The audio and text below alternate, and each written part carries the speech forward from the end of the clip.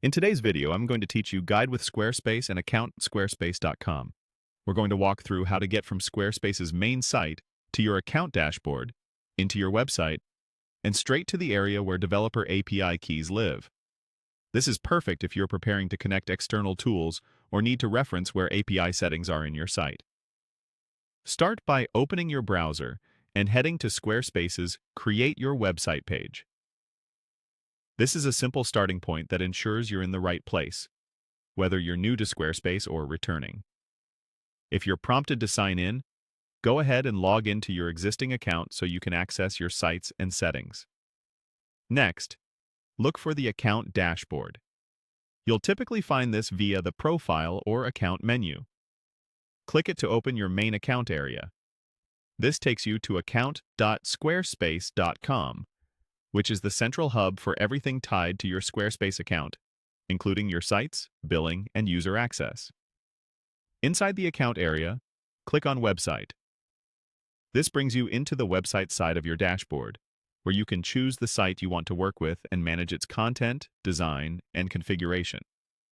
If you have multiple sites, make sure you're in the correct one before moving on. Once you're in your site's dashboard, use the search tool to quickly jump to the right setting. Click the search field and type API. This is the fastest way to surface advanced options without digging through every menu. You should see Developer API Keys appear in the results. Click Developer API Keys. This is the dedicated area where Squarespace lets you manage programmatic access to your site. From here, you can review existing keys and understand how integrations authenticate with your site. A quick note on best practices. Only create keys when you truly need them. Assign the minimum permissions necessary. Store them securely in a password manager or a secrets vault, and remove any keys you no longer use. Treat API keys like passwords.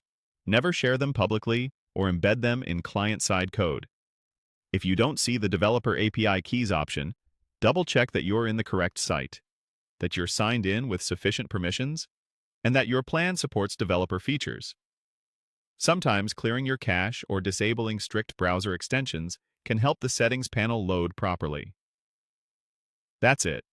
You've navigated from Squarespace's starting page to your account dashboard, into your website, searched for API, and opened Developer API Keys.